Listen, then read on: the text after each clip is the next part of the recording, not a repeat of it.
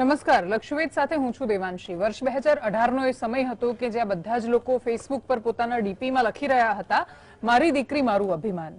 ત્યારે ગીરધાવા એક ગામ છે, ત્યાં પણ એક પિતા હતા જેણે લખ્યું હતું પોતાની દીકરી ધ્રુવાનો ફોટો મૂકીને કે મારી દીકરી મારું અભિમાન। અને જો દીકરી એમનું અભિમાન હતી, જો દીકરી એમને એટલી બધી વાલી હતી, એમનું ફેસબુક તો એવું જ કહે છે, બધી પ્રોફાઇલ એમના ફોટા બધું જોયું ત્યારે કે એમની દીકરી એમને બહુ જ વાલી હશે, કેમ કે એકબીજાની સાથેના બહુ બધા ફોટોસ ત્યાં મૂકેલા છે। એ જ બાપે પોતાની દીકરીને બલી શું કામ ચડાવી દીધી? પોતાની દીકરીને જીવતી મારી નાખતા કોઈનો કેવી રીતે જીવ ચાલે? અને એ ચાલે તો પછી એને બાપ કેવી રીતે કહેવાય, માણસ કેવી રીતે કહેવાય? સંબંધો પણ બાજુ પર મૂકી દઈએ, લાગણી પણ ભૂલી જઈએ તો પણ માણસ તો છીએ ને। માણસ થઈને માણસને મારતા ન ખચકાય તો એ હાથ કેવો કહેવાય, એ જીવ કેવો હશે? અમને નથી સમજાઈ રહ્યું। આ ઘટના જ્યારથી સામે આવી છે, ગીર પાસે એક ગામ આવેલું છે તાલાળા તાલુકામાં, અને ત્યાં આ ઘટના સામે આવી કે જ્યાં 9મા ધોરણમાં ભણતી 14-15 વર્ષની છોકરી, સુરત રહીને પરિવાર આખો ત્યાં રહેતો હતો, દીકરી પણ ત્યાં જ અભ્યાસ કરતી હતી। થોડા મહિના પહેલા આવ્યા, વીરપુર એક શાળામાં ભણતી હતી, અને એ દીકરીને જીવતા બલી ચડાવી દીધી। બે ત્રણ થિયોરી સામે આવી રહી છે। કોઈ કહી રહ્યું છે કે ધન માટે આમ કર્યું, પોલીસે પણ જે થિયોરી આપી છે, પોલીસ આગળ એના પિતાએ જે કહ્યું છે એ પ્રકારે પણ એવું છે કે એને કોઈએ કહ્યું હતું, કોઈ ભુવાએ, તાંત્રિકે કે અહીંયા ખાડો ખોદજે ને પછી અહીંયાથી તને કંઈક મળશે, અને એના માટે તારી દીકરીની અંદર માયા છે, શક્તિ છે। એક થિયોરી એ પણ સામે આવી રહી છે કે એને એવું કહ્યું હતું કે એ તો માયા છે, શક્તિ છે, તું એને મારી નાખીશ તો પણ એ મરવાની નથી, એટલે તું એની ચિંતા ન કરીશ। એ દીકરીને તડપાવી, એને ખેતરમાં બાંધી રાખી, અને બહુ જ હેરાન કરી, મારી, અને પછી એનું મૃત્યુ થયું, અને એને કોથળામાં બાંધીને લઈ ગયા, દફનાવી દીધી, અને બહુ જ ખરાબ ઘટના છે આ। આપણે સાંભળીએ તો આની અંદર બહુ ડિટેલિંગમાં આપણે જવું પણ નથી, કેમ કે સાંભળીને આપણને એવું થાય કે આપણે કયા સમાજમાં જીવીએ છીએ। પણ એક સવાલ એ થયો કે જે દીકરી એનું અભિમાન હતી, એ દીકરીને શું કામ મારી નાખી હશે? બલી ચડાવવી, દીકરીની બલી ચડાવવી? આપણે તો કોઈ પશુ મરે તો પણ નથી જીવી શકતા। આપણે તો એવા સભ્ય સમાજના કહેવાતા લોકો છીએ કે જે કીડી નીચે કચડાઈને ન મરવી જોઈએ એવું માનીએ છીએ, અહિંસક લોકો કહેવાઈએ છીએ। એ પોતાની સગી દીકરીને કોઈ કેવી રીતે બલીએ ચડાવી દે? એ કયો વિચાર હશે, કશું જ સમજાઈ નથી રહ્યું અમને। બુરારી કાંડ યાદ આવ્યો દિલ્હીનો, કે 11 લોકોની લાશ એક સાથે મળી હતી, ને બધા જ એવું માનતા હતા કે આપણે લટકી જઈએ, આપણા કોઈ પૂર્વજ આવશે, પિતૃ આવશે, આપણને બચાવી લેશે। આપણે એ શ્રદ્ધામાં માનવાવાળા લોકો છીએ, આપણે એ દેશમાં વસતા લોકો છીએ જે આપણે ઈશ્વરમાં એટલી અગાધ શ્રદ્ધા રાખીએ છીએ કે કહીએ છીએ કે ગીતામાં ક્યાં શ્રી કૃષ્ણની સહી છે। આપણે બધી જ વસ્તુ માની લઈએ છીએ, પણ આપણે મારતા નથી કોઈને। શ્રદ્ધા અંધશ્રદ્ધાની આ પરાકાષ્ઠા છે કે જ્યારે આપણને ખબર જ ન પડે કે આપણે શું કરી રહ્યા છીએ। ઈશ્વરમાં માનીને કે માયાના નામે પોતાના ઘરની દીકરીને મારી નાખે, એ ગમે તે હશે, એ બાપ નહીં હોય। ચર્ચાની શરૂઆત કરવી છે, એકચ્યુઅલી આ કિસ્સો સમજવો છે, અને ડિટેલિંગમાં એટલે જવું છે કે આવું થવા પાછળ એના મગજમાં શું વિચારો ચાલી રહ્યા હશે? કોઈ આવું કેવી રીતે કરી શકે? આપણે તે ચૂંટણીનો માહોલ છે, એકચ્યુઅલી રાજનીતિક બહુ બધો માહોલ ગરમાયો છે, ચારે બાજુ એ જ વાતો ને ચર્ચાઓ છે, પણ એની વચ્ચે આપણે સામાજિક રીતે કેટલા નીચે ઉતરી રહ્યા છીએ એ આપણે સમજવાનું ભૂલી ગયા છીએ। ચર્ચાની શરૂઆત કરીશું। આશીષભાઈ બારોટ આપણી સાથે છે, સામાજિક કાર્યકર્તા છે। ભવિષ્ય ઉપાધ્યાય પણ જોડાશે, એ પણ સામાજિક કાર્યકર્તા છે। સ્પંદન ઠાકર સાયકિયાટ્રિસ્ટ આપણી સાથે જોડાવાના છે। સોનલ જોશી એ પણ એડવોકેટ છે, એ આપણી સાથે જોડાશે, એ પણ મહિલાઓ માટે ઘણું બધું કામ કરતા હોય છે। આશીષભાઈ, સમાજની વ્યાખ્યા સમજવી છે, કઈ દિશામાં જઈ રહ્યા છીએ એ પણ સમજવું છે, ને આવી ઘટના થાય તો એના પડઘા કેવા પડતા હોય છે સમાજમાં? આજે મેં આ ઘટના જોઈ, આના સમાચાર મેં જોયા તો ખૂબ જ દુઃખ થયું કે એક બાપ આ રીતનું કૃત્ય કઈ રીતે કરી શકે? જ્યારે આવી ઘટનાઓ બનતી હોય ત્યારે સમાજમાં આવી ઘટનાઓનું કોઈ સ્થાન હોતું નથી। જ્યારે તાંત્રિક, બુવા, આવા લોકો કોઈને સલાહ સૂચન આપે કે શીખવાડે કે આવી ઘટના તમે કરો તો આ થાય। દીકરી, સ્ત્રી એક લક્ષ્મીનું સ્વરૂપ છે। જો ધનની પ્રાપ્તિ માટે કરવું હોય તો દીકરી ખુદ એક લક્ષ્મીનું સ્વરૂપ છે, એની હત્યા કરીને શું ફાયદો થાય? સમાજે આવા લોકોથી, આવા તાંત્રિકોથી, બુવાઓથી દૂર રહેવું જોઈએ, અને હંમેશા પોતાના સારા કર્મોમાં ઇન્વેસ્ટમેન્ટ કરવું જોઈએ। તમારી પ્રગતિ જોઈતી હોય તો તમે સારા કર્મોમાં ઇન્વેસ્ટમેન્ટ કરો, ભગવાન એમાં રાજી રહેશે। આજે મહાદેવના આગળ પણ માં લાગે છે, માં બહુ મોટું સ્થાન છે, દરેક સ્ત્રી ના માટે મા શબ્દનો ઉપયોગ થઈ શકે છે। તો એવામાં નવરાત્રી જેવી હાલ આપણે 9 દિવસ નવરાત્રી કરી હોય ને આવી ઘટના બને તો રાજ્યની સરકારે ખૂબ જ ગંભીરતાથી આના ઉપર ધ્યાન આપવું જોઈએ અને આ કેસની ઉચ્ચ સ્તરીય તપાસ થવી જોઈએ. અચ્છા, મને આમાં સરકારે ધ્યાન આપવું જોઈએ અને એ બધી વાતો સાથે હું સહમત પણ છું કે કાયદો વ્યવસ્થા અને બહુ બધી રીતે આ સવાલ છે, પણ આ સવાલ સમાજનો વધારે છે.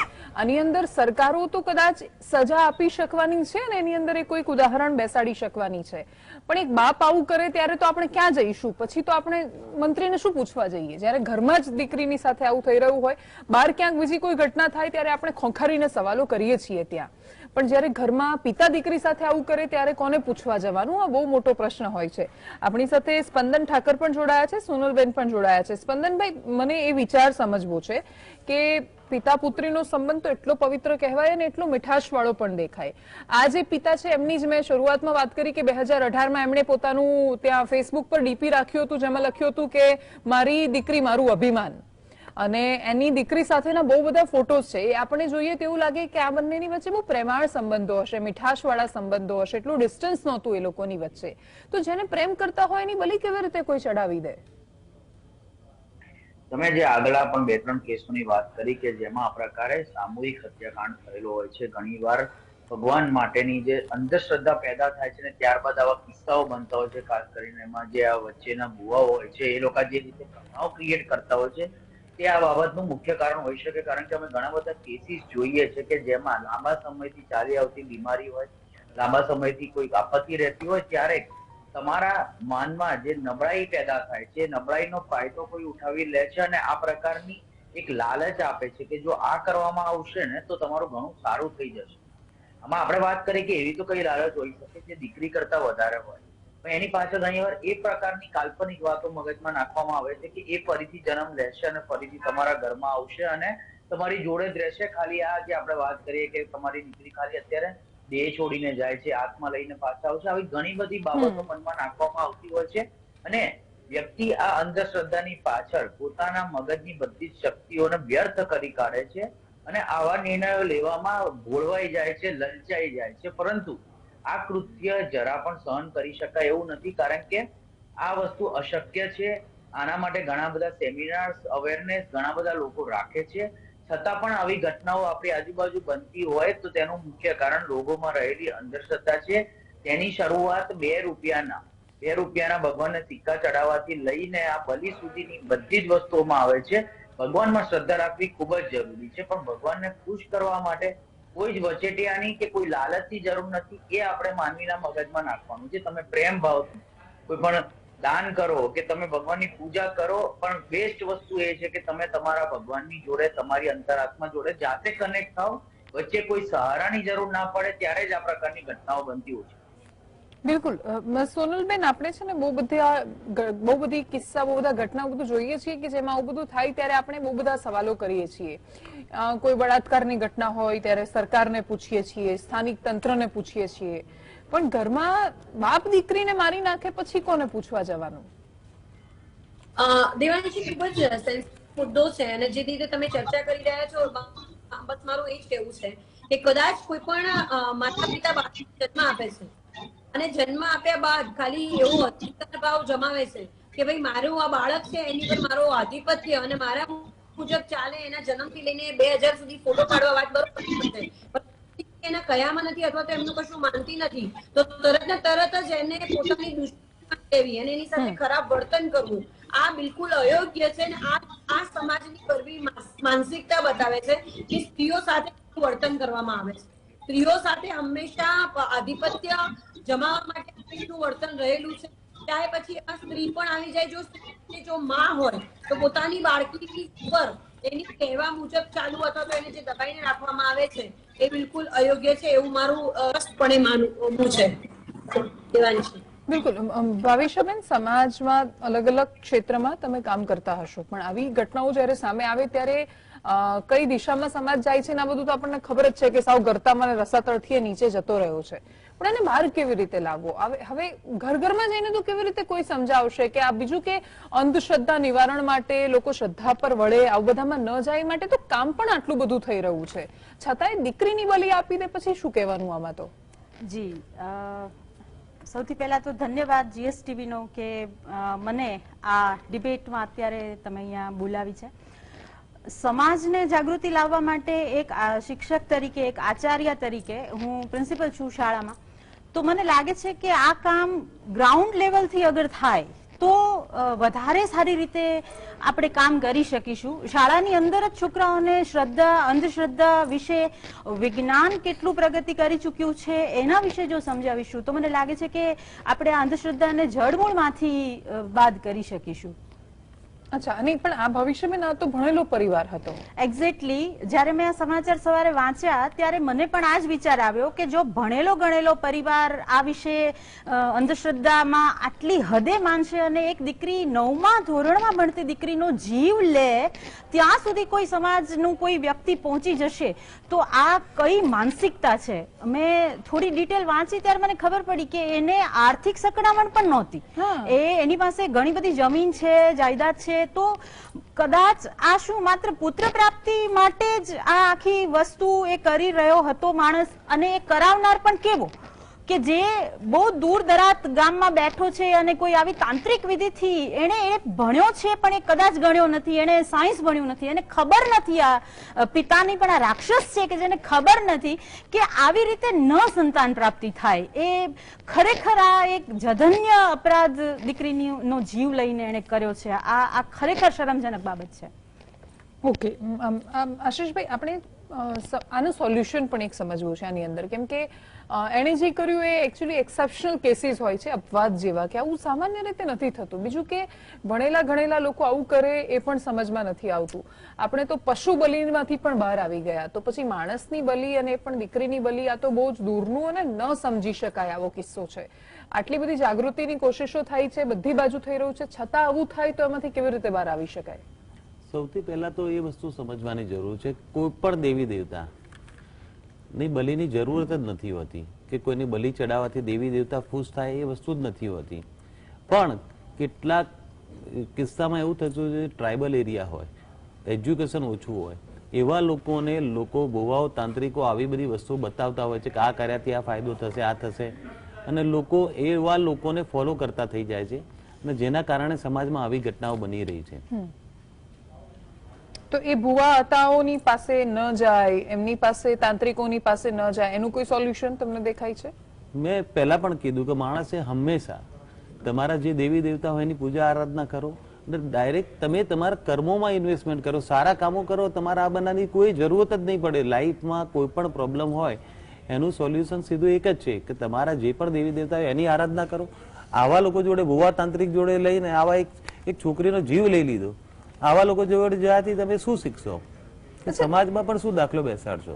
બિલકુલ. સ્પંદનભાઈ, વૈચારિક સ્થિતિ શું હોતી હશે આવા લોકોની? કેમ કે એને પ્રેમ નથી એ વાત તો મને આમ અત્યારે પણ માન્યામાં નથી આવતી, કેમ કે એના જયારે આપણે જોઈએ છીએ વર્ષો, બીજું કે જે પોતાની દીકરીને અભિમાન કહેતું હોય, એને અભિમાન હોય કે ન હોય પણ પ્રેમ તો હોય, મોટી કરી છે દીકરીને, સાથે ને સાથે રાખી છે, તો એને એ વખતે એટલું બધું શું બીજું હાવી થઈ જતું હોય છે કે ત્યારે એ દીકરીને મારી નાખે?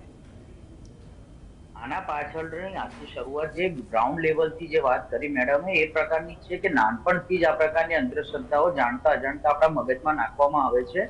તમે એ જાણો છો કે ઘણી બધી ડોક્ટરોને કોઈ પણ એડ કરવાની મતલબ પરમિશન હોતી નથી. કોઈ ડોક્ટર પોતાનો પ્રચાર ના કરી શકે કે હવે માથાનો દુખાવો મટાવીશું કે પેટનો રોગ મટાવીશું, આવી એડ ના કહી શકે. પણ તમે ઘણીવાર ટીવીમાં, છાપામાં, બધી જગ્યાએ જોયું હશે તો ભુવાઓની એડ આવતી હોય છે, તાંત્રિકની એડ આવતી હોય છે કે અમે પ્રેમ પ્રકરણમાં તમને સુધારો લાવી આપશું, જોઈતું પાત્ર મલાવી આપશું, તમારી આપત્તિ દૂર કરી આવશું. તો આજે ગ્રાઉન્ડ લેવલનો આ જે પ્રોબ્લેમ છે તેનું સોલ્યુશન લાવવું પડશે. પહેલા એ વિચારસરણી જાણ્યા આપણા મગજમાં નાખ્યા કરે છે લોકો, અને એને પરમિશન છે, એ ઓપન છે. જ્યારે તમે એના ઉપર પગલા નહીં ભરો તો આ પ્રકારના વિચારો લોકોના મગજમાં રહેલા છે, અને જ્યારે માનસિક સ્થિતિ ડાઉન થાય છે કે કોઈ નેગેટિવિટી આવે છે ત્યારે આ એક સહારો બનીને બહાર આવે છે અને ઇઝીલી અવેલેબલ થાય છે. એટલે એ વખતે આ વ્યક્તિઓનું બ્રેઇન વોશ કરવું સહેલું બન્યું છે.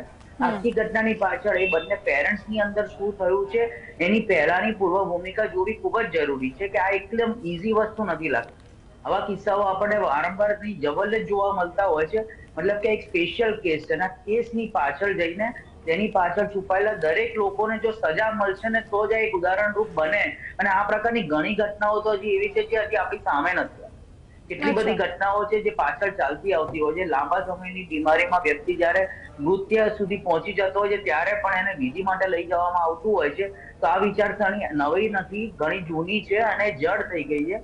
એના માટે કાયદા પણ બનાવવા જોઈએ અને આ બધા ઉપર બેન લાગવો જોઈએ, બંધ કરવું. અચ્છા સોનલબેન, આપણા દેશ માટે એવું કહેવાય છે કે શ્રદ્ધા આપણને જીવાડે છે. માણસ એટલી બધી પરેશાનીઓમાં હોય છે કે કોઈ ઈશ્વરીય શક્તિ કે ઈશ્વર પરનો વિશ્વાસ એને એ બળ આપે છે કે નહીં, ભગવાન સારું કરી દેશે, આજે નહીં તો કાલે કંઈક મારું સારું થશે એ રીતે. પણ ઇવન જે ડોક્ટર સ્પંદન પણ વાત કરી રહ્યા હતા કે બહુ લાંબા સમયથી બીમાર હોય, સાજું ન થાય તો એ ઘણીવાર આવા તાંત્રિકો કે બધા પાસે જતું હોય છે. પણ આપણે તેના પર કોઈ મનાઈ નથી, કેમ કે આપણે એવું માનીએ છીએ કે બધેથી હારેલો માણસ ક્યાંક એને આશા દેખાય છે ત્યાં જાય છે તો એમાં કોઈ શું કામ વાંધો ઉપાડે. પણ ત્યાંથી જો એવું શીખવે છે કે ભાઈ તું તારા છોકરીને મારી દે, છોકરાને મારી દે, તો એ માણસમાં પોતે તો એટલી સમજ શક્તિ હોય, એ ભણેલો છે તો કે દીકરીને ન મારી દેવાય.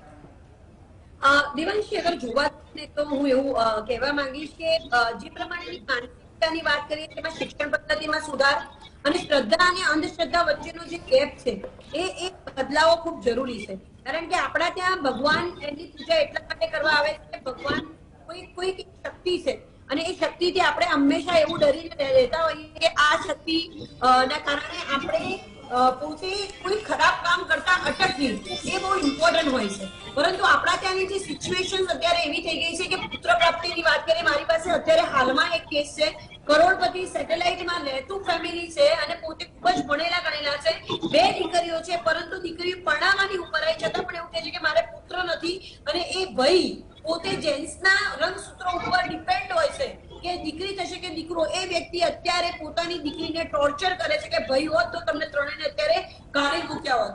આવી વર્મી માનસિકતા વાળો ભણેલો સમાજ આજે પણ પુત્ર પ્રાપ્તિની ઝંખનામાં પોતે 9 મહિના એને માં કેવી સ્ત્રીની દુશ્મન હું અવશ્ય કહેતી હોઉં છું કે સ્ત્રી હોય છે, ઈર્ષાની ભાવના હોય અથવા તો જે માએ પોતાના ઉદરમાં એને 9 મહિના રાખી છે, એને જન્મ આપ્યો છે, દર મહિને તમે એક પડે એને ધ્યાન રાખી ખવડાવો પીવડાવો, ફોટા શેર કર્યા, તમે સ્ટેટસ મૂક્યા, બધી વાત સાઈડ પર છે. રેડી ઇમોશન્સ મેઇન ઇમ્પોર્ટન્ટ છે. તમારો સ્પર્શ, તમારું બાળક, તમે જ્યારે તમારું કોઈ બાળક તમારું આધિપત્ય અથવા પુત્ર પ્રાપ્તિની વાત કરો અથવા તો તમારું બાળક તમારા કયામાં નથી અને તમે જબરજસ્તી એની સાથે જો વર્તન કરો છો તે બિલકુલ અયોગ્ય છે.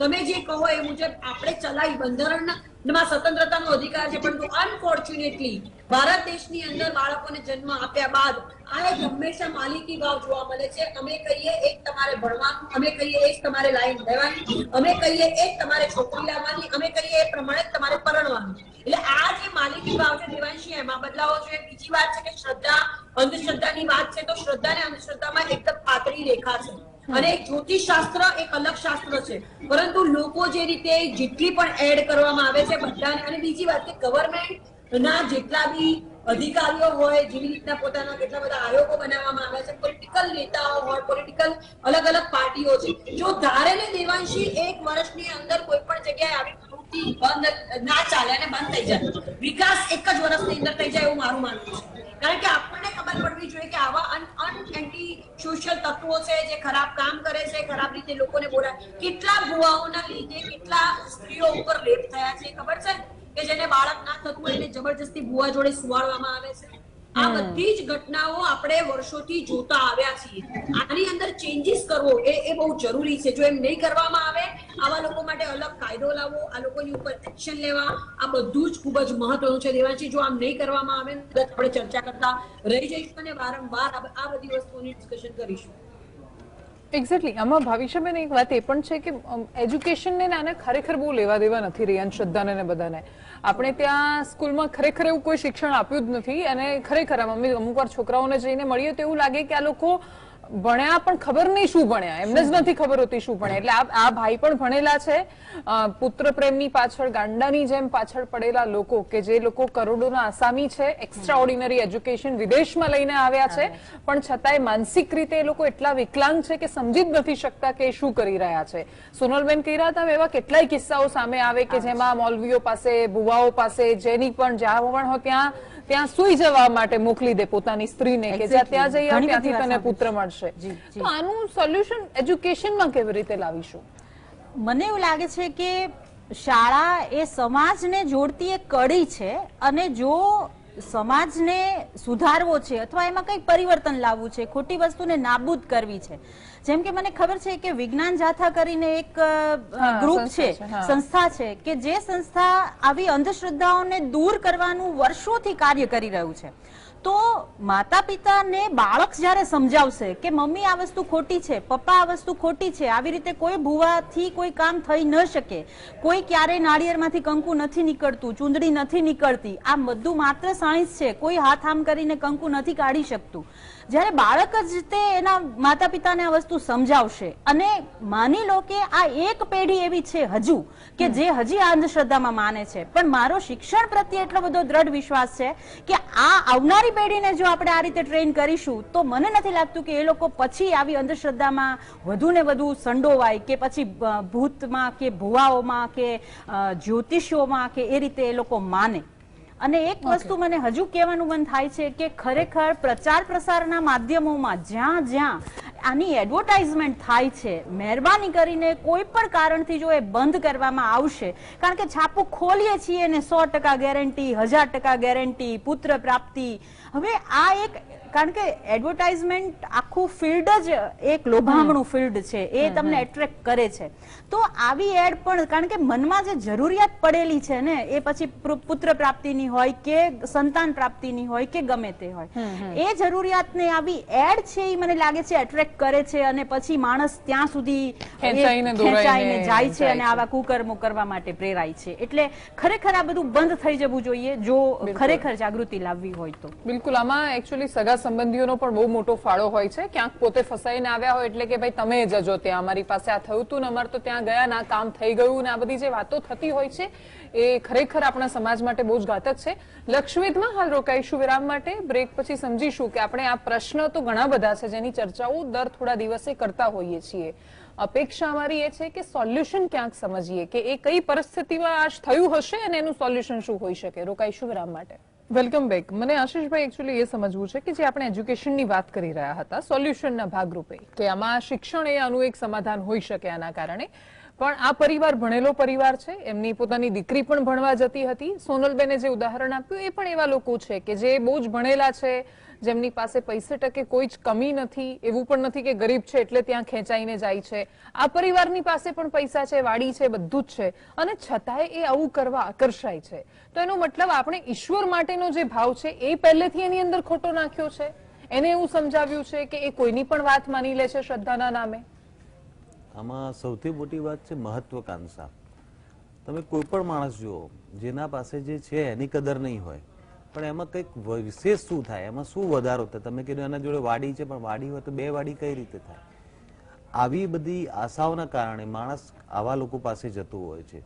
પુત્ર પ્રાપ્તિ માટે આવા બધા માણસો જોડે જતા હોય છે અને આવા માણસ એમને બતાવતા હોય કે ભાઈ તું આ કરીશ તો આ થશે, અને એના માટે કોઈ પણ પ્રયત્ન કરવા તૈયાર થઈ જાય છે કે ના, આ દીકરીની હત્યા કરે મારો આ થશે, આવો વિશ્વાસ રાખતા હોય છે. ત્યારે આવી ઘટનાઓ બનતી હોય છે. ઓકે, મને સ્પંદનભાઈ, આમાં એ માણસના મનમાં આવી કોઈ પણ ઘટના જ્યારે એ કરવા માટે પ્રેરાતો હોય છે તો આપણે સામાન્ય કોઈક હિંસા કરવા જઈએ તો પણ સામાન્ય માણસના મનમાં એક ડરની લાગણી આવે, એ ખચકાય, કંઈક થાય. પોતાની દીકરીને જે મારે એના સમયમાં એ વખત એની સાયકી શું હશે, એનું મગજ કેવી રીતે વિચારતું હશે આવા સમયમાં. અને આવું થાય, જે માણસો આવી રીતે એ ધર્માંત બની ગયા હોય, અંધશ્રદ્ધામાં ઘેરાયા હોય, તો એનું સોલ્યુશન શું આવી શકે સાયકોલોજીની દ્રષ્ટિએ? જ્યારે વ્યક્તિ કોઈ પણ ઉપાયનું અનુકરણ બરાબર રીતે કરી શકતો નથી, એને ઉપાય મળતા નથી, ત્યારે આ પ્રકારની ઘણી બધી લાલચો તેના મનમાં બહુ જલ્દી અફેક્ટ કરી જાય છે. એને પોતાનું સોલ્યુશન કાઢતા ના આવડે. એજ્યુકેશનની તમે વાત કરો છો કે તે ભણેલા છે, પણ આને ભણતર ના કહી શકાય. એજ્યુકેટેડ તેને કહેવાય કે જે સાયન્સમાં વિશ્વાસ રાખે, પુત્ર પ્રાપ્તિ માટે જેમની ઈચ્છા હોય તો નોર્મલ સહજીવનથી જે બાળક પેદા થતું હોય એને સ્વીકારવાની જેમનામાં ક્ષમતા હોય, છોકરીને છોકરા જેટલું વધારે પાવરફુલ બનાવીને એ છોકરીને પોતાના જીવનમાં પુત્રની જેમ રાખવાની, જેનામાં સાયન્ટિફિક થોટ્સ હોય, એ જ વ્યક્તિને ભણતર કહેવાય. આ અનએજ્યુકેશન જ કહેવાય એક જાતનું. ને એની પાછળ પહેલો પ્રશ્ન મારો થાય છે કે દુઆઓની જરૂર ક્યાં? જયારે તમે ભગવાન જોડે પોતાની માટે ડાયરેક્ટ વાત કરી શકો છો, તમે તમારી પૂજા કરી શકો છો, ભગવાનમાં શ્રદ્ધા ભાવ રાખી શકો છો, પોઝિટિવિટી લઈ શકો છો, તો વચ્ચે એક વચેટિયા વ્યક્તિની જરૂર કેમ પડે? તમે ભગવાનને દાન કરો, પૂજા કરો, પાઠ કરો, એ યોગ્ય છે, પરંતુ કોઈ પણ લાલચ થ્રુ ભગવાન તમને કંઈક આપી દે છે, એ પણ એક થર્ડ પર્સન થ્રુ, એ તો ઇમ્પોસિબલ વસ્તુ છે. નારી જ્યાં પૂજાય છે ને ત્યાં ભગવાન ખુશ રહે. જયારે વ્યક્તિઓ એક સ્ત્રીની પૂજા નથી કરી શકતું, વાંધો નહીં, પણ એને રિસ્પેક્ટ આપો, એને માન આપો, એને સામાન્ય સમાજમાં દરજ્જો આપો, એ સૌથી મોટું મહત્વનું બની જાય.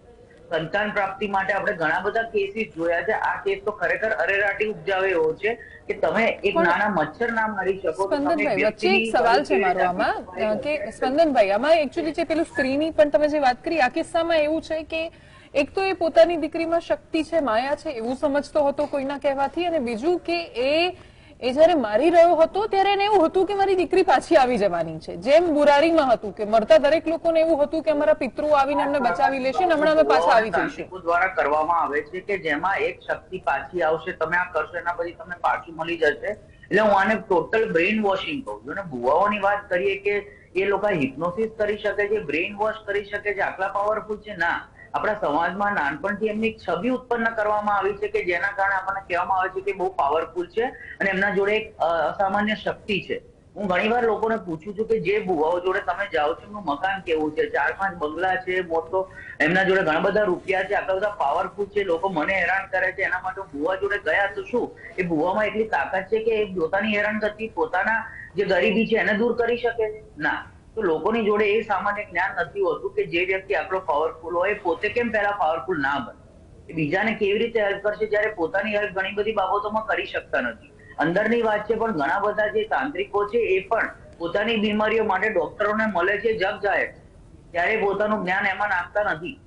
એટલે આ એક સામાન્ય નોલેજ છે, પરંતુ એની પાછળ એ જે સામાજિક જ્ઞાન જે આપણે જાણ્યા અજાણીએ લોકોને મગજમાં આપ્યા કરી છે એના કારણે એક આભાસ પેદા થાય છે કે આ લોકો બહુ પાવરફુલ છે, એમના જોડે કેવી શક્તિ છે. એટલે ડિલ્યુઝન ડિસઓર્ડર જેવી ઘટના બની ગઈ કે એમને એક લેવલે એવા લેવલે લઈ જવામાં આવે છે કે કાલે ઉઠીને દીકરી પાછી આવશે તો તમે તેનો બલિ ચડાવો.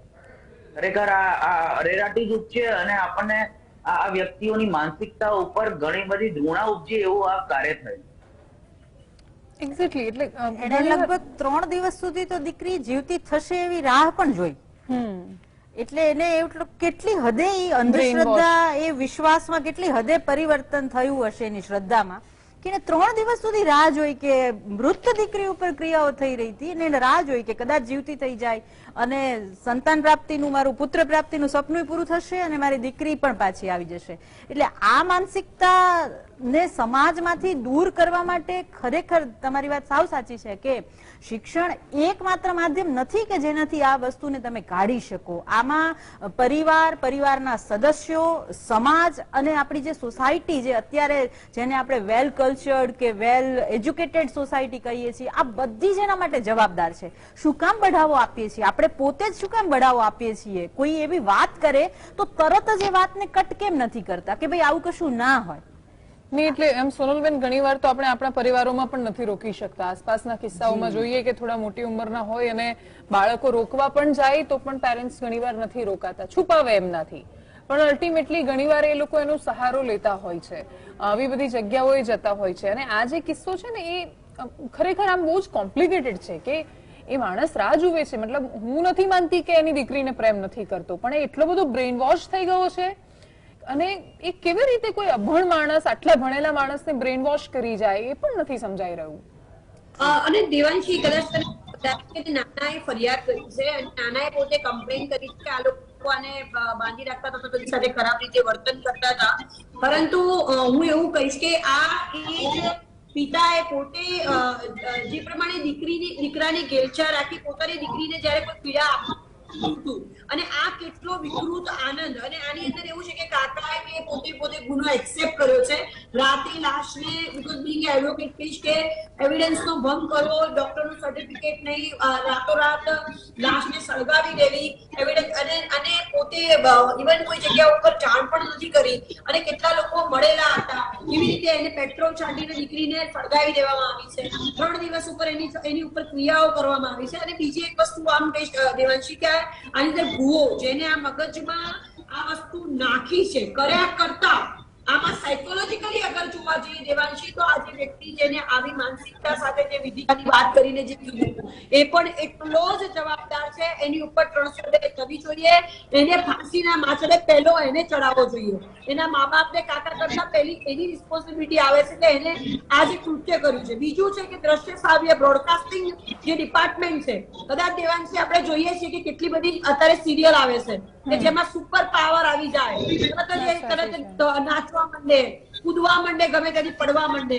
આ બધી વસ્તુઓ તમને અંધશ્રદ્ધા તરફ દોરે છે અને બાળકોનું મગજ બહુ જ ઉગળું હોય છે અને એ પ્રમાણે એ લોકો પણ આ વસ્તુ શીખતા હોય છે. ભવિષ્યના એ માતા પિતા હોય છે પોતાના બાળકો સાથે આવું વર્તન કરતા હોય છે. એટલે દેવાંશી ઘણી બધી વસ્તુઓમાં એજ્યુકેશન થી લઈને સોશિયલી, સામાજિક ધોરણે, ઇવન પોલિટિકલી હું એક વસ્તુ એડ કરવા માંગીશ કે પોલિટિકલી લોકોને ટ્રેનિંગ આપવામાં આવે કે તમારા એરિયાની અંદર કેટલા લોકો આવા છે, એનો ડેટા હોવો જોઈએ, કેવી રીતે કામ કરે છે, એ લોકોનું એનાલિસિસ થવું જોઈએ. જેમ ઘરમાં વડીલ કેટલા લોકો છે વૃદ્ધો, એની જાણ કરવામાં આવે છે, તો શું આવા ભુવાઓનું લિસ્ટિંગ ન હોવું જોઈએ કે જે લોકો કેવી રીતે કામ કરે છે, એમની કામગીરી શું છે, કેવી શું અંધશ્રદ્ધા ફેલાવે છે. આ બધી વસ્તુઓ બહુ ઇમ્પોર્ટન્ટ છે અને અંધશ્રદ્ધા ફેલાવતા જે તત્વો છે એમના વિરુદ્ધમાં કડક કાર્યવાહી કરવી જોઈએ. સ્પેશિયલ એક આખો એક્ટ બનવો જોઈએ એવું મારું માનવું છે. અને આમાં જેટલા લોકો ઉપર ગુનો નોંધાયો છે પણ સાથે સાથે જેને આ દોરવણી કરી છે અથવા તો જેને સાથ કરી છે, મગજ બ્રેઇન છે ને, એ બહુ ઇમ્પોર્ટન્ટ છે. તમે કોઈ બી વસ્તુને એજ્યુકેટેડ હોવા છતાં તમે માની લો છો તો વિચાર કરો કે વ્યક્તિ કેટલો પાવરફુલ હશે. શસ્ત્રથી જે કામ ન કરી શકે, તલવાર લઈને, એ પોતે બોલીને અને એના વર્તનથી એનું બ્રેન વોશિંગ કરવામાં આવે છે. એટલે આ વ્યક્તિ ખતરનાક, ખૂંખાર, આતંકવાદી જેવું એનું બિહેવિયર કહેવાય, એની ઉપર પણ એ સેક્શનો લાગવી જોઈએ. આવું એક એમેન્ડમેન્ટ દેવાંશી આવવું જોઈએ. બિલકુલ. એટલે તમારી અપેક્ષા સાચી છે સોનલબેન કે રાજનીતિમાં પણ આવું થવું જોઈએ અને રાજનેતાઓ પણ બધાને એવો ટાસ્ક સોંપે કે આઈડેન્ટિફાઈ કરો. આપણે ત્યાં પ્રોબ્લેમ એ છે કે હમણાં ચૂંટણી આવે છે એટલે જોજો મોટા ભાગના ધારાસભ્યો છે એ પોતાના વિસ્તારના ભુવાના શરણે જશે ને ત્યાં જઈને બે હાથ જોડીને નમન કરશે. શું કામ? કેમ કે એને ત્યાં આવતી ભીડ છે એ વોટ આપવાની છે એમને ત્યાં. એટલે ધર્મના નામે બની બેઠેલા જે લોકો છે ને, બીજું એમને સવાલ કરીએ તો તમે ધર્મ વિરોધી થઈ જશો.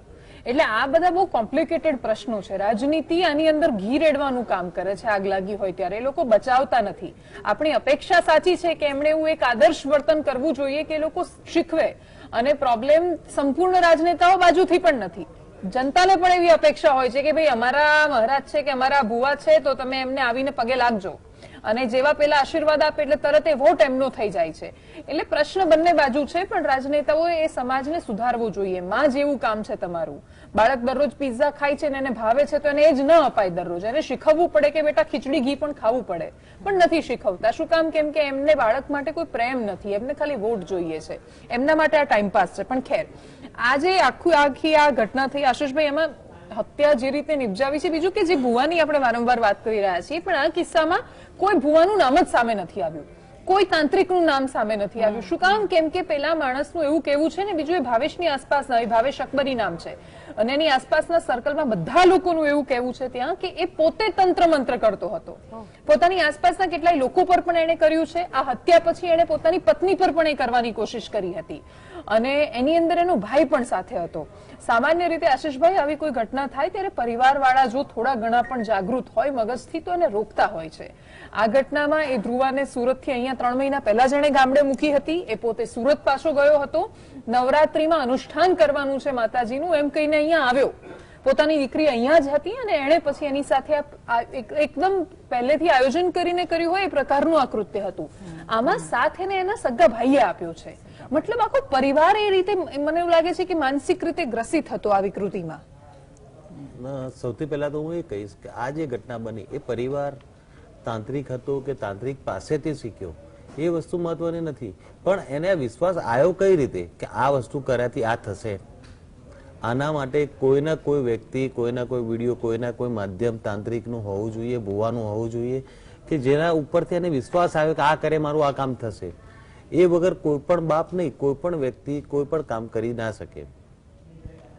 એક્ઝેક્ટલી. આમાં જે નાની નાની જગ્યાઓ છે જે ઘણીવાર જેને બહુ શંકાની દ્રષ્ટિએ જોતા હોય છે, તો એ બધા મંદિરોમાં પણ હવે બોર્ડ લગાવવા પડે છે કે આપણે અહીંયા પેલા દોરા નથી બાંધતા, બાધા નથી રાખતા, માનતા નથી રાખતા. પણ આશીષભાઈ, આ બધા લોકો છે એકદમ, તમે આપણે હમણાં જેમ વાત કરી રહ્યા હતા કે એકદમ એક્ટિવલી ટેકનોલોજીનો ઉપયોગ કરીને પણ કામ કરે છે. તમે સોશિયલ મીડિયામાં તમારું લાઈવ ચાલતું હોય તો તમે જોજો કે 100% નિરાકરણ, ગેરંટી, વશીકરણ, આ કરી દઈશું, તે કરી દઈશું. એટલે આ લોકો યુટ્યુબ, ફેસબુક આ બધાનો એવી રીતે ઉપયોગ કરી રહ્યા છે. શું એના માધ્યમ થકી પણ પહોંચતા હશે? 100%. ભણેલા લોકો સુધી તો એટલીસ્ટ. ભણેલા લોકો હોય કે કોઈ પણ હોય, સૌથી મોટી વસ્તુ છે માણસની જરૂરિયાત. કોઈ માણસને પુત્ર પ્રાપ્તિની હોય, કોઈ ધન પ્રાપ્તિની, કોઈક ને કોઈક મહત્વાકાંક્ષા હોય, અને એવામાં આવા વિડીયો વારે કરીએ એને દેખાતા હોય, ન્યૂઝ પેપરમાં પણ દેખાતા હોય, ત્યારે આવો વ્યક્તિ એ લોકોને સંપર્ક કરતો હોય છે કે ભાઈ મારે આ પ્રોબ્લેમ છે, આનું સોલ્યુશન શું? તો ભુવા તાંત્રિક જોડે જતા હોય છે અને આ બધું કહેતા હોય. પણ હું સીધું જ કહીશ કે ભગવાનના પાસે સીધા જાઓ ને ભાઈ. તમે કઈ પણ પ્રોબ્લેમ હોય તમે વાત કરો, શ્રદ્ધાથી પૂજા કરો એમની, તો તમારા કોઈ પણ વસ્તુમાં સૌથી મોટી વસ્તુ હોય છે બિલીવ. તમારો બિલીવ જો તમારા ભગવાન પ્રત્યે હોય તો ભગવાન કામ કરે જ છે. તો એના માટે ભુવા તાંત્રિક જોડે જવાની કોઈ જરૂર નથી, ને ભગવાન ક્યારેય કોઈને બલિ ચડાવો એવું કહેતા પણ નથી. હા, એક્ઝેક્ટલી. એટલે આ પણ એક બહુ મોટો પ્રશ્ન છે. હું તમારી પાસે ભાવિશાબેન આવું, પણ સ્પંદનભાઈ, આવી ઘટનાઓ થાય ત્યારે જેમ આ ભાવેશ અકબરીની વાતો અત્યારે સામે આવી રહી છે કે પોતે તંત્ર મંત્ર કરતો હતો, ફેમિલીની સાથે, ફ્રેન્ડ્સની સાથે, મિત્ર વર્તુળમાં પણ આ પ્રકારની વાતો ફેલાવતો હતો. પોતે અનુષ્ઠાનના નામે શક્તિમાં માનું છું. ઘણા લોકો એવું કહેતા હોય છે કે મારામાં જ માતાજી આવી જાય છે, આવું બધું એમને લાગતું હોય છે, ધૂણવા માંડતા હોય છે અને બધું બહુ અલગ અલગ કરતા હોય છે. તો આસપાસના લોકો પણ ઘણીવાર એમને બહુ જાતો બહુ પવિત્ર માણસ છે, નિખાલસ માણસ છે, એનામાં તો માતાજીનો વાસ છે એવું માનવા માંડતા હોય છે. તો આ કદાચ એનો ઉછેર જ વર્ષોથી એ પ્રકારે થયો હશે કે એ એવું જ માનતો હશે કે આવું કરવાથી આવું થઈ જતું હોય છે. એટલે કે સાયકોલોજીકલ અને એન્વાયરમેન્ટ કારણો જોઈએ તો આ બધી વસ્તુઓ આજકાલે આપણને આ રિઝલ્ટ મળે છે. એની પાછળની જે બિલ્ડઅપ છે એની શરૂઆત તો વર્ષોથી થઈ જ ગઈ હોય. ઘણી બધી જગ્યાએ આ પ્રકારના ટ્રાયલ પણ કરવામાં આવ્યા હોય જેમાં આ સ્ટેજ કદાચ ના આવી હોય, જેથી આવી ઘટના બહાર ના આવી હોય. બીજું કે આ જે પોઝેસિવ એપિસોડ્સ કહીએ, જેને કન્વર્ઝન ડિસઓર્ડર્સ કહીએ, આ બધા જ પ્રકારના રોગમાં ક્યાંક ને ક્યાંક કોઈ વ્યક્તિમાં કોઈ શક્તિ છે એવું માનવામાં આવે છે. અને ભુવાના પણ બે ટાઈપ છે. એક છે ને જે નોર્મલ ભુવા હોય છે, જેનામાં એક પોઝિટિવ પાવર હોય છે, ખાલી આશીર્વાદ આપે અને એનાથી કામ થઈ જાય તો ઠીક, ના થાય તો કઈ વાંધો નહીં. એ એક નોર્મલ લેવલે પોતાનો ધંધો ચલાવવા માટે કે સ્વાભાવિક ઢબે કામ કરતા ભુવાઓ છે. પણ બીજા અમુક ભુવાનો ટાઈપ છે જેમાં વિકૃતિ પેદા થઈ જાય છે. એ ફોર ફન માટે, કે ઘણી બધી લોકોને પોતે વશ કરી શકે, પોતાની વાત લોકો માને છે, એનો ગેરફાયદો ઉઠાવવાનું ચાલુ કરે છે. ને એ જે કિસ્સાઓ છે એ સમાજ માટે ગયા ભયાનક છે. તમે જે માનસિકતાની વાત કરી કે સમાજના લોકો જ આવી નાની મોટી વાતોમાં જે થતું હોય છે એને વધારે ને વધારે પરિબળો એનાથી આપે છે અને એનાથી આ વસ્તુઓ વધતી જાય. જયારે કોઈ વ્યક્તિ પોતાની થોડી પણ શક્તિનું પ્રદર્શન કરે ને જો એવું કહી દે કે ના મારામાં એક અલગ જાતની શક્તિ છે, એટલે અહોભાવથી આપણે જોવા માંડીએ છીએ, ત્યાં આપણે ભૂલ કરીએ. કોઈ પણ વ્યક્તિ જયારે મહેનતથી આગળ વધે છે અને એનામાં એ શક્તિનું સિંચન થાય છે, અલગ વસ્તુ છે. કોઈ કાલ્પનિક શક્તિ એનામાં પેદા થાય અને કોઈ વસ્તુને કંટ્રોલ કરી શકે, તો એના કહેવાથી બધું સાચું થઈ જશે. એ જે એ વસ્તુ માટે જે લોકોમાં પડેલો એક અહોભાવ છે ને એ આપણને નડે છે કે આપણે ખૂબ જ જલ્દી આશ્ચર્યચકિત થઈ જઈએ. તમે કીધું એમ ઓછો ભણેલા વ્યક્તિ છે ને એમાં વધારે પ્રોબ્લેમ છે. હાઈ એજ્યુકેશનમાં કદાચ આ બાબતો ઉપર ધ્યાન નથી જતું, પણ જે વચ્ચેનું છે કે જે થોડુંક ભણ્યા છે પરંતુ હજી ક્યાંક ને ક્યાંક કોઈક ને કોઈક વસ્તુ માટે એક અદ્ભુત શક્તિમાં વિશ્વાસ રાખે છે, એના કારણે આવી લાલચોમાં ફસાઈ જાય છે અને આની પાછળ આંધળુટિયા કરવા માટે એમને ઘણી બધી યાતનાઓ સહન કરવી. બિલકુલ. એમાં સોનલબેન, જે લોકો એવું માનતા હોય છે ને બીજું કે ઈશ્વરમાં શ્રદ્ધા એ તો બધાનો એક વ્યક્તિગત એક અલગ છે અને છતાંય આ દેશ તો મેં શરૂઆતમાં જ કહ્યું કે આસ્થાથી ચાલે છે. એ ક્યાંય ફસાઈ જાય તો પણ એને એવું લાગે કે નહીં મારું સારું થઈ જવાનું છે. પણ હવે આપણે ત્યાં તો ઇતિહાસમાં એવું કહ્યું છે કે રાજા રામને નહોતી ખબર કે કાલે એની સાથે શું થવાનું છે. એ જયારે નીકળવાનું થયું તો વશિષ્ઠ મુનિને પૂછવા નહોતા ગયા કે હવે હું શું કરું. એટલે આપણે ત્યાં માનવીય ગુણોનું એટલું સારું પ્રદર્શન કર્યું છે. આપણે ત્યાં તો આખી ગીતા છે કે જે આપણને આ જે લોકો એવું માનતા હોય છે કે પાછું આવી જશે સ્વજન, તો એના માટે સમજાવેલી આખી વાતો છે. બધું આટલું બધું છે, સાહિત્ય આટલું અઢળક છે, એટલી બધી વાર ભણાવવાની કોશિશ પણ થાય છે. જાગૃતિ માટે પણ આપણે એવું નહીં કહી શકીએ કે કામ નથી થતા, ઘણી કોશિશ થાય છે. છતાંય આની અંદર આ સમયમાં આવી ઘટનાઓ આવે તો આનું સોલ્યુશન કેવી રીતે વિચારી શકાય? કદાચ નવાઈ લાગશે દેવાંશી, હું તો એડવોકેટ છું અને ઘણી વખત એવું થતું હોય છે કે ભવિષ્યની વાતો વિચારીને કોઈ જણે ના પાડી છે અથવા તો કોઈ જન્માક્ષર નથી મળતા અથવા તો ભવિષ્યમાં શું થશે નેક્સ્ટ પળની આપણને ખબર નથી કે આપણે જીવવાના છે કે નથી જીવવાના, પરંતુ આપણે આવનારા વખતની અંદર આની પાસે આ છે નથી શું છે આ બધી જ વસ્તુઓની ચર્ચા કરીને, આર્ગ્યુમેન્ટ્સ કરીને ઇવન લોકો પોતાના સંબંધો તોડી નાખતા હોય છે. અને અંધશ્રદ્ધાના લીધે એટલા બધા રિલેશન તૂટતા હોય છે કે કદાચ કલ્પના ન કરી શકો. નાની હતી, હવે અત્યારે હજી તો ઇન્વેસ્ટિગેશન છે, પણ ઇન્વેસ્ટિગેશન બાદ પણ હજી ઘણી બધી વસ્તુઓ પ્રકાશમાં આવી શકે કે દીકરી સાથે કદાચ એના કોઈ સંબંધ હતો, રિલેશન હતા, એ રિલેશન એ લોકોને મંજૂર નતા, એના માટે એમને આવું કર્યું. પુત્ર પ્રાપ્તિની વાત હતી, એની સાથે શારીરિક કોઈ છેડછાડ કરી, બીકોઝ ત્યાં આગળ પગના પંજા મળ્યા છે, એની સાથે જે વર્તન કરવામાં આવે, એને માથે વાળીને મારી છે.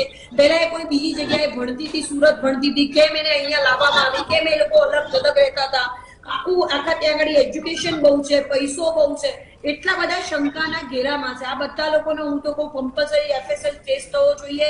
એ લોકો જેટલા લોકો જ્યાં પણ દાયરામાં સચ્ચાઈ સુધી પહોંચવું જરૂરી છે, અને સચ્ચાઈ સુધી પહોંચ્યા બાદ દેવાંશી આને એક કેસ તરીકે રજૂ કરવી જોઈએ. આપણે 21મી સદીમાં જીવી રહ્યા છીએ અને અત્યારે બલીની વાતની ચર્ચા કરી રહ્યા છીએ. આપણે આ ન થવું જોઈએ. કોઈ પણ બાળક સાથે, કોઈ પણ બાળક, પુત્ર પુત્રી એ અલગની વાત છે, કોઈ પણ વ્યક્તિ સાથે, કોઈ પ્રાણી સાથે પણ ક્યારે પણ એને કોઈનો જીવ લેવો ને, એ જીવ હિંસા એ પાપ છે. આ ક્યારેય ના થાય. એના માટેની એક કેસ સ્ટડી હિસ્ટ્રી હોવી જોઈએ કે આને કેમ આવું કર્યું, એની માનસિકતા શું હતી, કેવી રીતે બ્રેન વોશિંગ થયું, એનું અપબ્રિંગિંગ કેવું હતું, કેમ એ શું જોતા હતા, એમનું જોવાનું કન્ટેન્ટ શું હતું, કેવા વર્તુળમાં જઈને બેસતા હતા. આ બધા પાછળ એક મહેનત હોવી જોઈએ અને એક આખી કેસ સ્ટડી રજૂ કરવી પડે અને એને ભણાવવામાં આવે સ્કૂલોમાં કે ભાઈ આવું ન કરાય, આવું ન થાય. આપણે સંસ્કારોનું સિંચન જો કરીશું તો જ વર્કઆઉટ કરીશું, અધરવાઇઝ બહુ જ આગળ જતા બહુ જ ખરાબ પરિસ્થિતિ થશે. બિલકુલ. આમાં ભવિષ્યબેન ક્યારેક શું થતું હોય છે કે ભણેલા ગણેલા લોકો જ્યારે આવા લોકોની શરણે જતા હોય ત્યારે પછી જે પેલો સામાન્ય માણસ છે કે જે બહુ ભણેલો નથી એવું કહેતો હોય છે. અમુક ઘણી બધી કિસ્સાઓ જોયા, ગમે તેટલું ભણેલા છે, આકાશને આંબવાની વાત કરે છે, પણ એ ઉદાહરણ શું આપે છે કે મારા કાકીને કેન્સર થયું છે, મટી નથી રહ્યું, અને પેલા એક ભાઈ છે કે આમ પાણી મંત્રીને આપે છે ને એનાથી સાજું થઈ જાય છે. અને એવું ગેરંટી સાથે શું કામ કહે છે? તો કે ત્યાં પેલા ડોક્ટર પણ જતા હતા. ઘણી વાર અમુક ડોક્ટર્સ પણ જોયા હોય કે એ પણ એવું ઉદાહરણ આપતા હોય કે હા ક્યાંય ન થયું પછી ત્યાંથી થઈ ગયું. એટલે જ્યારે એકદમ અભણ માણસ કાં તો વચ્ચેનું થોડું ઓછું ભણેલો માણસ એ જુએ છે કે કોઈ ડોક્ટર ત્યાં જઈ રહ્યું છે, એન્જિનિયર ત્યાં જઈ રહ્યું છે, તો ઉપરથી એની વિશ્વાસ, એની ત્યાં શ્રદ્ધા એકદમ દ્રઢ બની જાય છે કે આ પેલો ડોક્ટર જાય છે તો આપણી શું વિચાર. એટલે ભણેલા લોકો છે એ આને સ્ટોપ કરે, રોકે ક્યાંક, એના વિશે શું થવું જોઈએ અને શું ભણાવીએ કે આવું ન થાય, એ પણ નથી સમજાતું. મેં એક કાવ્ય પંક્તિ ક્યાંક સાંભળી હતી કે ભૂત ભુવાને ડાકલા એ તો વહેમીને વળગ્યા, અક્કલવાળા તો એનાથી રહ્યા અળગા. એટલે ભૂત ભુવા કે જે આ પ્રથા છે એ વહેમ નિપજાવે છે. હવે વહેમ છે ને, શંકા છે, એનું ક્યાંય જ મૂળ નથી અને ક્યાંય સમાધાન નથી. એ આપણી અંદર જ એના મૂળ છે અને આપણી અંદર જ એનું સમાધાન છે. હવે જ્યારે વાત ભણેલા ગણેલા વર્ગની આવે છે કે જ્યારે હાઈલી એજ્યુકેટેડ પર્સન હોય અને એ આવા કોઈ વાતમાં બિલીવ કરે છે, તો એક વાત બહુ સરસ કહી હમણાં જ કે સુપર પાવર પાછળની એક ઘેલછા એ પણ આ મલ્ટીમીડિયાએ જ આપણા ઉપર એક થોપી દીધું છે કે કોઈ એવી એક શક્તિ, ક્યારેક બધામાં એવી શક્તિ છે કે કોઈ આમ કરશે તો આવું થઈ જશે, આમ કરશે તો આમ થઈ જશે. અને આ સુપર પાવર આજે એ ભણેલો ગણેલો વ્યક્તિ, કારણ કે એને બધી ખબર છે કે કોણ કેવી રીતે એનામાં વિશ્વાસ કરશે, કોણ ક્યારે એની વાતમાં આવી જશે, કોને શું જરૂરિયાત છે, ક્યારે કોણ કઈ વાતમાં હું માંગીશ એટલું મને મળશે, કે હું એનામાં કઈ રીતે મારો વિશ્વાસ રોપી શકીશ. આ વાત જ્યારે કોઈ ભણેલો વ્યક્તિ કરે છે ત્યારે મને લાગે છે કે વિશ્વાસ કરવા માટે સામેની વ્યક્તિ પાસે બીજું કોઈ ઓપ્શન નથી.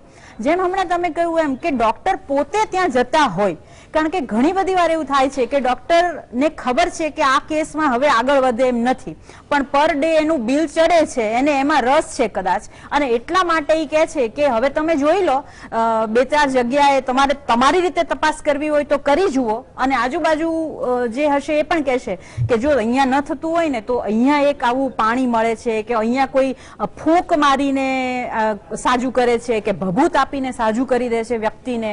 અને જ્યારે કશું જ નથી, એની પાસે માત્ર નિરાશા છે, એને ખબર છે કે હવે હું કાં તો આ મારું વ્યક્તિ ગુમાવીશ અને કાં હું આવું એક છેલ્લું પણ એક પગલું ભરી જોઉં કે કદાચ જો મારો બેડો પાર થઈ જતો હોય તો, લાગ્યું તો તીર નહીં તો તુક્કો. આ રીતે પણ ઘણા લોકો વિશ્વાસ કરતા મેં જોયા છે અને અનુભવ્યું છે. તો મને લાગે છે કે આ પિતા તરીકે જ્યારે એ પોતાની દીકરીને અહીંયા બલિ ચડાવવા માટે લઈને ગયા છે અને એને પોતા એક તો જાણે એ પોતે નોલેજેબલ પર્સન કદાચ છે, એને આ વિશે કદાચ જાણ પણ હશે, પણ અત્યારે મારો પ્રશ્ન માત્ર એ 14 વર્ષની દીકરી માટે છે કે એનો શું વાંક હતો? પોતાના પિતાનો વિશ્વાસ છે એ એની પાસે, એ દીકરીનો વિશ્વાસ નથી ને. એ દીકરીને તો એના મનમાં એનું નામ જ કેટલું સરસ છે, ધૈર્ય નામ છે. એ ધીરજ ધારણ કરીને બેઠી, એના પિતા ઉપર વિશ્વાસ રાખીને બેઠી, એના પિતાએ કીધું એની પાસે એ ગઈ અને જે કઈ વિધિ આપણને તો ખબર નથી, આપણે માત્ર સમાચાર વાંચીએ છીએ કે જે કઈ જોઈએ છીએ ત્યારે ખબર પડે છે કે એને અગ્નિ પાસે ઊભી રાખી હતી અને હજી તો આપણે કલ્પના પણ ન કરી શકીએ એવી કોઈક વિધિ એની પાસે એ કરવામાં આવી હશે. એ વખતે એ બાળકી ઉપર શું વીત્યું હશે. એટલે આ જે શિક્ષણ છે અથવા તો આ જે સમજ છે એ સ્વયંભૂ પોતાનામાં આવે એ બહુ જ જરૂરી છે. માતા પિતા પોતાના સંતાનને પ્રેમ કરે છે અને 100% પ્રેમ કરે છે, પણ એ પ્રેમ જતાવવાનો બહુ બધા રસ્તાઓ છે.